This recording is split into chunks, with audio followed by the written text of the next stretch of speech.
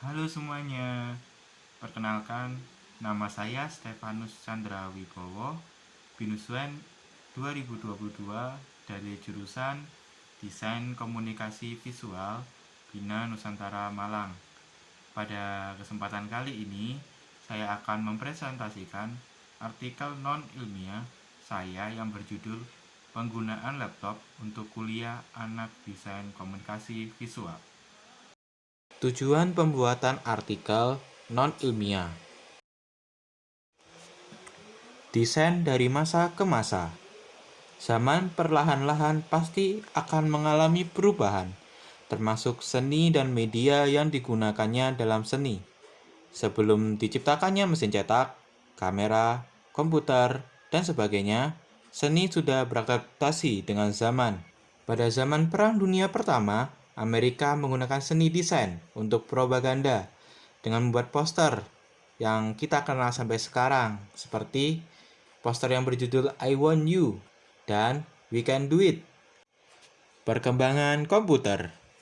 Dilansir dari indoworkx.com, komputer generasi pertama kali ditemukan pada tahun 1946 dengan menggunakan 18.000 tabung vakum yang memenuhi seluruh ruangan dengan berat total seberat 30 ton yang diciptakan oleh Mauchly and Escher. Dan komputer yang kita gunakan saat ini adalah komputer generasi keempat yang diproduksi pada tahun 1971 yang menggunakan mikroprosesor. Kemudian, Apple dengan komputer Macintosh-nya muncul pada tahun 1984. Sejarah internet. Perkembangan desain sendiri tidak terlepas dari perkembangan internet sebagai sarana komunikasi dan perkembangan tren yang terjadi di masyarakat. Internet pada kala itu memang dikhususkan untuk keperluan militer dan arsip data supaya tidak hilang atau rusak jika terkena serangan. ARPANET sendiri diresmikan pada tahun 1972 untuk keperluan komersil dan mendirikan badan baru yaitu MILNET untuk keperluan militer secara internal. Kemudian bergabung menjadi DARPA dan menjadi internet yang kita kenal hingga saat ini. Laptop pertama. Penggunaan komputer yang dirasa kurang bagus untuk kebutuhan mobilitas yang tinggi membuat perusahaan IBM merilis cikal bakal laptop di tahun 1975 dengan nama IBM Portable PC 5100. Laptop dibedakan menjadi 4 jenis: notebook, ultrabook, high performance, and standard performance. Notebook sendiri adalah versi mini atau versi yang lebih kecil dari laptop umumnya. Kemudian kita akan bertemu dengan ultrabook. Ultrabook adalah laptop yang memiliki desain yang lebih tipis dan ringan dari laptop lainnya. Kemudian high performance. High performance adalah laptop yang digunakan untuk pekerjaan yang membutuhkan kemampuan yang lebih seperti mengedit video, desain 3D, dan bermain game berat. Kemudian ada standard performance. Standard performance adalah laptop yang dipakai untuk kebutuhan komputerisasi standar, laptop, dan desain. Sebagai mahasiswa yang terjun ke dalam dunia desain, dengan mobilitas yang tinggi, pasti membutuhkan laptop. Namun, laptop yang digunakan harus memiliki kemampuan untuk mengolah data yang cepat, seperti mengedit video dan mendesain.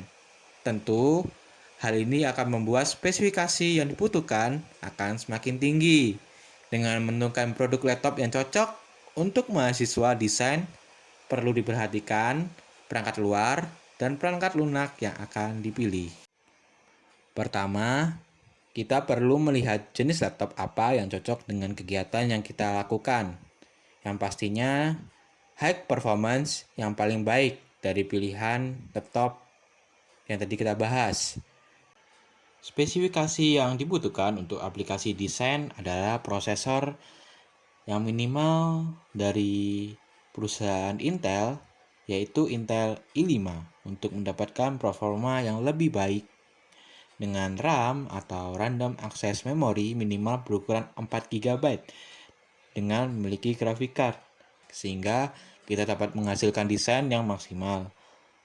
Hal ini sama dengan kita bermain game yang memiliki resolusi tinggi. Jika dianalogikan, membeli laptop buat editing hampir sama dengan memiliki laptop gaming.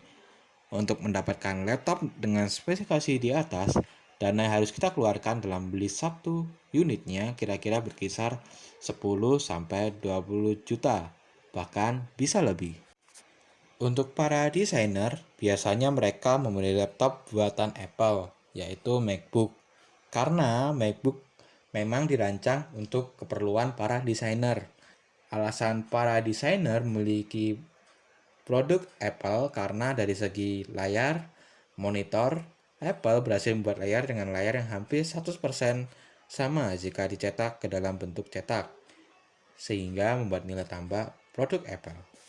Dalam memilih laptop yang cocok untuk mendesain, selain dari segi perangkat kerasnya, kita juga harus memperhatikan segi perangkat lunaknya juga, di mana dalam laptop diperlukan program desain yang akan membantu kita sebagai mahasiswa untuk menghasilkan karya.